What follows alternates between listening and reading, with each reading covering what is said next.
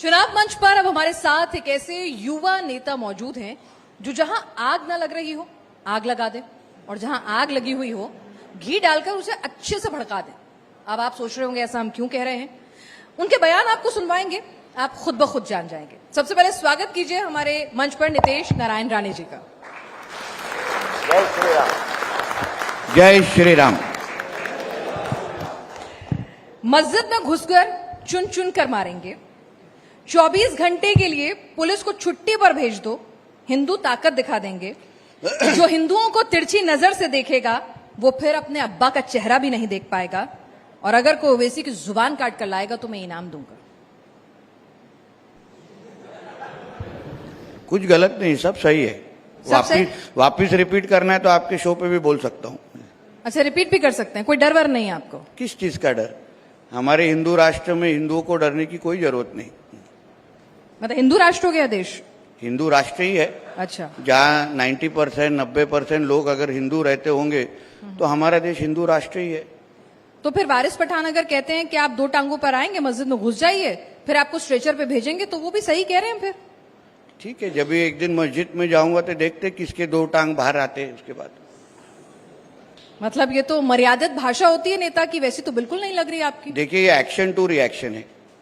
अभी थोड़ी देर पहले अबू आजमी जी भी यही कहकर गए थे, एक्शन पर रिएक्शन है। तो मतलब पुलिस अदालत सब छोड़ दें, एक्शन रिएक्शन ही कर लेते हैं। पुलिस का काम करेगी, मगर एक हिंदू अगर आप हमारे त्योहारों को हमको मनाने देंगे नहीं, हमारे गणेश चतुर्थी के मिरोनुक या प्रोसेशन पे अगर आप पथराव करेंगे, हमारी मूर्तियां तोड़ेंगे, हमको हमारे त्योहार हो, हमारे अलग अलग तरीके से जो हिंदुओं की जो पूजा पाठ हो वो हमको अगर आप करने देंगे नहीं, और उसके सामने आपकी जितनी ईद और मुहर्रम की जो जुलूस निकलते हैं उसके ऊपर अगर किसी भी तरीके का अगर आपको रुकावट नहीं आती, पथराव नहीं आता, तो फिर अगर आप हमको अगर करने देंगे नहीं तो फिर कभी ना कभी आपकी ईद या इस अलग जुलूस को भी कभी कभी तकलीफ देनी पड़ेगी। मुंबई में तो बहुत शानदार गणपति उत्सव होता है और उस जुलूस पर मुस्लिम समाज के लोग जो हैं पुष्प वर्षा भी करते हैं लालबाग के राजा पर।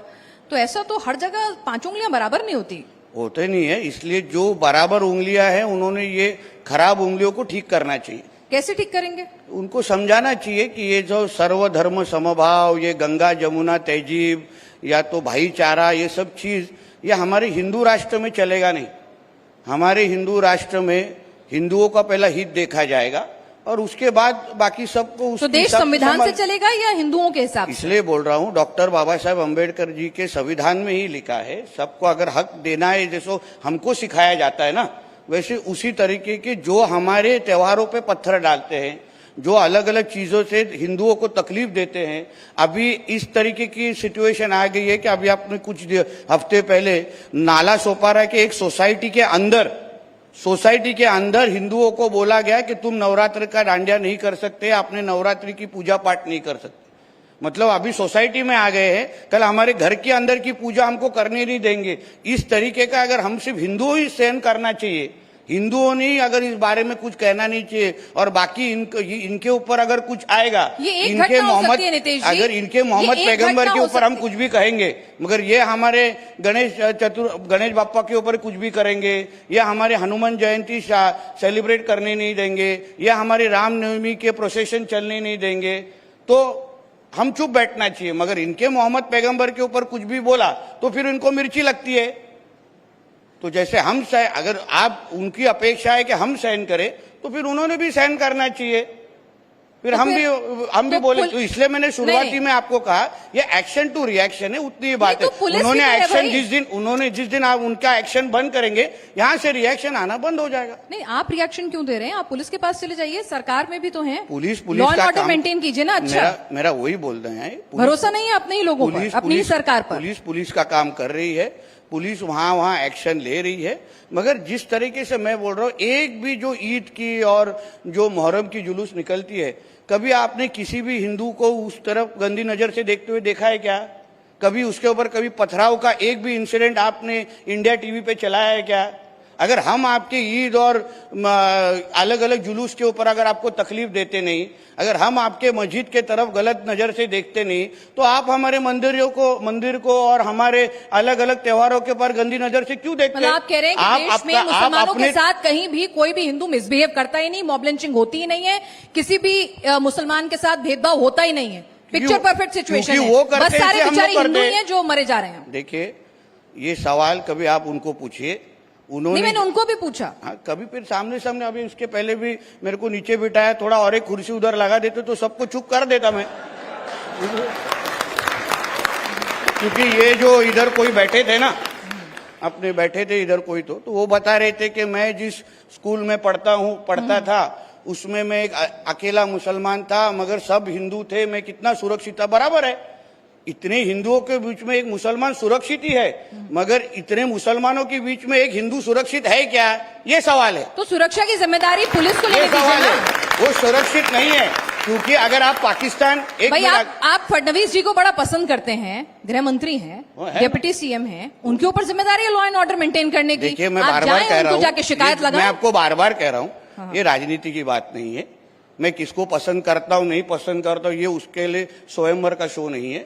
मेरा विषय ऐसा है कि आखिर में यहाँ ये मेरे धर्म की बात हो रही है। मैं हिंदू बन के अगर मैं एक भूमिका ले रहा हूँ तो उसमें कुछ गलत होना नहीं चाहिए। मैं अपने धर्म के लिए बात कर रहा हूँ, राजनीति के जगह पे राजनीति करेंगे ना, मगर आज अगर हिंदू बन के अगर हमारे हिंदुओं के देश में अगर इस तरफ कोई मस्ती कर रहा है तो हम एक्शन टू रिएक्शन जरूर देंगे। लेकिन आप एक विधायक भी है ना, तो उसके पहले हिंदू हूँ।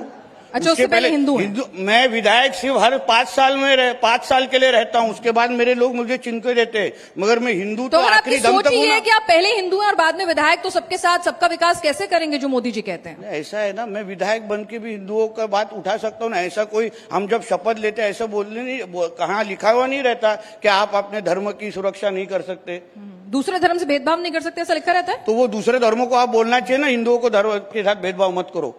तो हमको तकलीफ, आप इतना अच्छा शो एक्स मुस्लिम शो चलाते हैं, आप खुद चलाते हैं, तो आप तभी आपके सारे शो हम खुद देखते हैं, उसमें आप सवाल सही तरीके से पूछते हैं, मगर आज अलग सवाल नहीं, आज भी वही सवाल पूछ रही हूँ मैं, दोनों तरफ से बराबर सवाल पूछती हूँ। अच्छा चलिए, आपके नेताओं को, आप ही की पार्टी के नेताओं सवाल ही टॉपिक ही चेंज हो गया।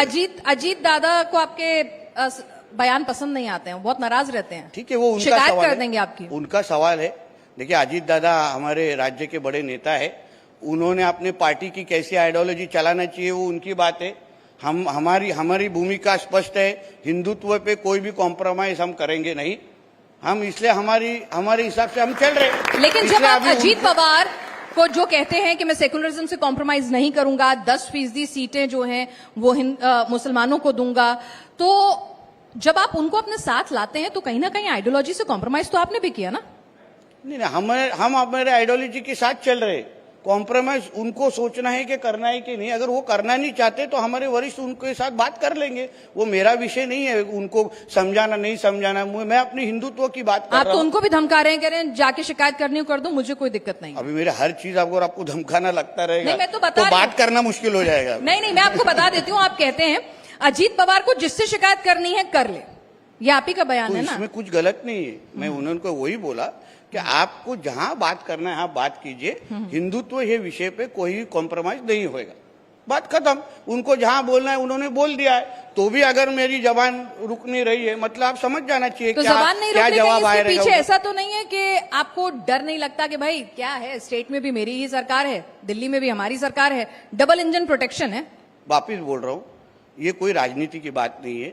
मेरे धर्म के बारे में अगर कोई गंदी नजर से देखेगा तो बोलने का अधिकार मुझे भी है, आपको भी, और यहाँ बैठे हुए हर एक हिंदू को है। लेकिन अगर हर आदमी, नितेश जी, अपने हाथ में अपने हिसाब से एक्शन का रिएक्शन देने लग जाएगा तो भीड़ तंत्र हो जाएगा। इसीलिए अदालतें हैं, इसीलिए पुलिस स्टेशन हैं, इसीलिए हमारा संविधान है, गाइडलाइंस हैं। तो इसीलिए जो आप बहुत अच्छी तरह से मुझे समझाने की कोशिश कर रहे हैं, कभी तो उनको सबको साथ में बुलाइए जो सर तन से जुदा के नारे हमारे राज्यों में देते हैं, जो पाकिस्तान के झंडे सब जगह लहराते हैं, पाकिस्तान जिंदाबाद बोलते हैं, अल्लाह अकबर के जोर जोर से नारे देते, उनको आप पैलेस्टाइन के झंडे यहाँ दिखाएंगे तो आप उनको जरा जाके समझाइए। जिस दिन वो बंद हो जाएगा ये बंद हो जाएगा। क्या आपको ये भूमिका दी गई है? हाँ, कि आपकी पार्टी की तरफ से आपको ये भूमिका दी गई हिंदुत्व है ये कि तो भाई हमारी ठीक है, आप फायर ब्रांड जो बोलिए, आपको पूरी बैकिंग है और नहीं, मेरे कोई- पास मेरे ऊपर अभी 34 FIR हो गया। इस तरीके की बैकिंग हर किसी को ना मिले। पर एक्शन तो नहीं हो रहा ना। हाँ? एक्शन हो रहा है। इन्वेस्टिगेशन हो रहा है। कांग्रेस तो कहती है कि आपको देवेंद्र फडणवीस जी का साथ है। दरअसल आपके बयानों के पीछे वही है, क्योंकि वो चाहते हैं कि पोलराइज पॉलिटिक्स हो और हिंदुत्व पर राजनीति हो। देखिए, कांग्रेस ने हमेशा तुष्टीकरण की ही राजनीति की है। उनको तभी बुरा लगता है या तभी जब भी कोई पाकिस्तान के खिलाफ कोई बोलता है, उनको तभी बुरा लगता है जब भी कोई धारावी में कोई मस्जिद तोड़ने जाता है। मगर कांग्रेस को मंदिर कोई तोड़ने जाता है तभी कांग्रेस वालों को कभी बुरा लगता नहीं है। कभी आपने देखा है कभी किसी हिंदुओं के ऊपर अत्याचार हो रहा है और कांग्रेस ने जाके उनके बाजू से बात की तभी उनको मिर्ची लगती नहीं है। और तो आपको जो मुसलमानों के खिलाफ होता है, क्योंकि उन्हें मकान नहीं मेरे- मिलता, उनकी मॉब लिंचिंग हो जाती है, आपको मिर्ची क्योंकि लगती है मिर्ची तब? का कलर ही हरा रहता है, इसलिए उनको बराबर से लगती है वो। और आपका भगवा? हाँ, आपका भगवा पूरा खून ही भगवा है। हाँ? खून ही भगवा। आपके पास इंजेक्शन है तो मंगाइए। अच्छा, लाल नहीं है। लाल नहीं, भगवा है अच्छा। प्योर। अच्छा, ये बताइए कि अगर इस तरह से बात होगी, आप विधायक भी हैं, अब आप सिर्फ एक नेता भर नहीं रह गए हैं, आपकी जिम्मेदारी होती है, अपनी कॉन्स्टिट्यूंसी के लिए जिम्मेदारी होती है, अपने लोगों के प्रति जिम्मेदारी होती है। तो अगर एक इस तरह की सोच का विधायक हमारे बीच होगा तो कैसे भरोसा होगा कि भाई ये सबके साथ समान व्यवहार करेगा, सबको साथ लेकर चलेगा? आपको उल्टा मेरा प्रशंसा करनी चाहिए कि ऐसा एक विधायक हमारे महाराष्ट्र में है जो हिंदुओं की बाजू ले रहा है। नहीं, ऐसे आप महाराष्ट्र तो में उल्टा काफी- उल्टा प्रश्न मुझे पूछ रहे हैं। और मैं 2 बार चुन के आता हूं, लोगों के बीच में चुन के आता हूं, बैकडोर एंट्री नहीं लेता मैं। 2014-19 में मैं लोगों के बीच में और अभी भी मेरे यहाँ के मैं वापस एक बार चुनाव लड़ रहा हूं, उससे डबल मेजोरिटी से मैं वापस 23 नवंबर को चुन के आऊंगा। इसलिए विधायक होऊंगा तो भी मेरे मतदारों को पसंद है कि मैं हिंदुओं की तरफ से बात करता हूं, इसलिए वो मेरे को अच्छी तरह से वोटिंग करते और अच्छी तरह से मुझे पहचानते। यानी कि- इसलिए विधायक होऊंगा तो भी मैं महाराष्ट्र का विधायक हूं। देश हिंदुस्तान में एक विधायक हूं जो देश हिंदू राष्ट्र है। इसलिए अगर मैं हिंदुओं की तरफ से बात करता रहूंगा तो कोई तकलीफ नहीं है। मैं कोई पाकिस्तान के असेंबली में बैठ के मैं हिंदुओं की बात नहीं कर रहा हूं जो इस्लाम राष्ट्र है। मैं हिंदू राष्ट्र में बैठ के अगर हिंदुओं की बात करता रहूंगा तो मुझे नहीं लगता कुछ गलत है। चलिए, हिंदू राष्ट्र है आपके मुताबिक देश, सेकुलर नहीं है? नहीं, नहीं, आप पूछ छोड़ रही के हूं, मैं बाकी तो आपसे सबको पूछ ये रही हिंदू हूं। राष्ट्र ही लगता है। आप अकेले छोड़ के बाकी सबको हिंदू राष्ट्र ही लगता है। अच्छा, और संविधान के हिसाब से कौन सा राष्ट्र है?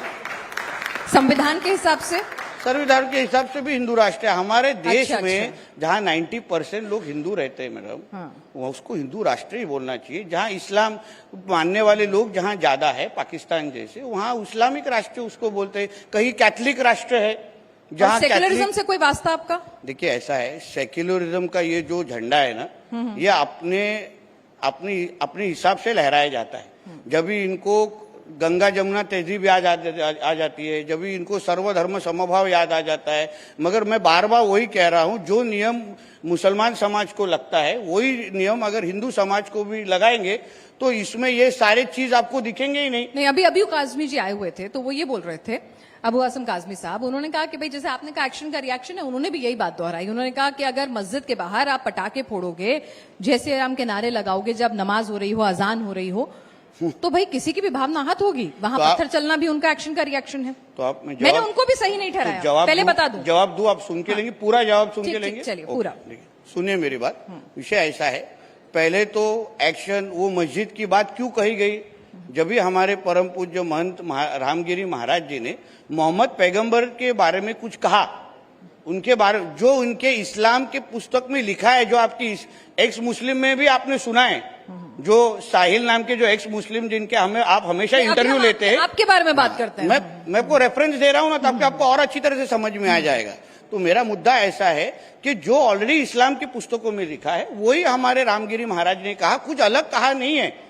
अगर फिर उसके बाद उनके ऊपर FIR हो गई, मैं बोलता हूं इन्वेस्टिगेशन शुरू है, हो जाएगा उनके ऊपर। अगर उन्होंने कुछ गलत कहा होगा तो, मुझे नहीं लगता गलत कहा है, मगर गलत कहा होगा तो उनको जरूर अरेस्ट भी हो जाएगी एक दिन। मगर उनके लिए सब लोग पूना कलेक्टर ऑफिस के बाहर जमा हो जाते हैं, 500-600 मुस्लिम समाज के लोग, और फिर वहां सर तन से जुदा के नारे देने लगते हैं, रामगिरी महाराज का फोटो लहरा के। फिर उनका कोई भी उनका अगर व्हाट्सएप स्टेटस लगाता है तो फिर उनको घर पे अंदर जाके मारने के बहुत सारी घटनाएं हमारे महाराष्ट्र में हुई है।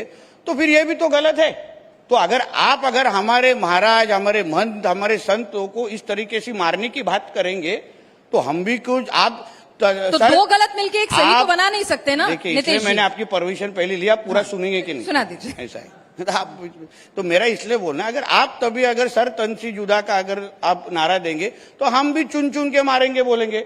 आप फिर सर तन से जुदा का नारा बंद कर दो, इधर दे दो आपके पाकिस्तान में, कोई प्रॉब्लम नहीं है। इधर नहीं देना है, इधर देना नहीं है। अगर आप देंगे तो एक्शन टू रिएक्शन जरूर होगा, इतनी सीधी सरल बात है।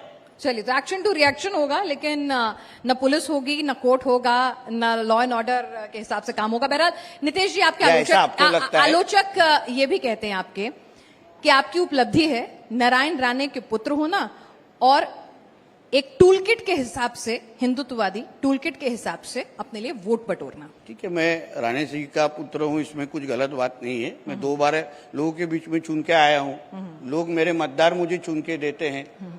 अगर राणे साहब के बेटे को वो पसंद नहीं करते तो मुझे गिरा सकते हैं, उनको लोग, मुझे डेमोक्रेसी में उनको अधिकार मिल जाता है, तो उसमें कुछ गलत बात नहीं। टूल किट विलकिट है तो ठीक है, हमारे जो विपक्ष है उनको कुछ तो कार्यक्रम चाहिए ना हाथ में, बेचारे सब बेरोजगार है तो उनको कुछ ना कुछ हाथ में मिलना चाहिए, इसलिए बात करते रहते, कोई तकलीफ नहीं, उनका भी दुकान चलना चाहिए। अच्छा, चलिए अब आपके कुछ और बयान पे आ जाते हैं। आप कहते हैं केवल हिंदू से ही व्यापारिक लेन देन करें, आपने कहा है सर? केवल हिंदुओं से ही, हिंदू जो है व्यापारिक लेन देन करें। आप मेरे स्टेटमेंट के पीछे का थोड़ा अभ्यास कीजिए, स्टडी कीजिए। बहुत सारे ऐसा सिचुएशन है जहां